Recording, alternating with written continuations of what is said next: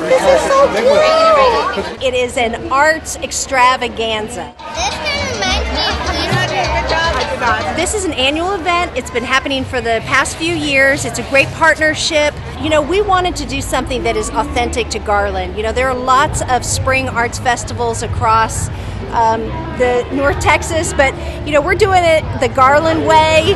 Now we're going to spray that with rubbing alcohol in the end, which makes the colors spread out. It's a little quirky. It's really diverse. We're having a lot of fun. So it's important to have these types of activities because it really brings people together. Oh, you just showed me how to paint? Mm-hmm. So then, once we do this, okay. I'm going to have you just paint in all this all the way down to here. Then. The arts never stop. The arts don't have a season.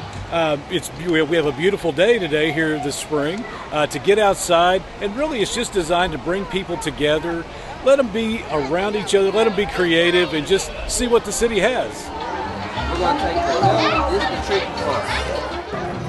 The arts do something for us. Look around.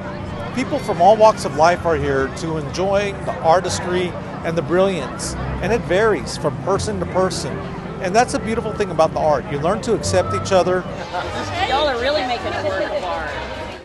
You learn to revel in somebody else's gifts and acknowledge, wow, this is something that I want to take with me. And it's a light. It's a beautiful day to be out here.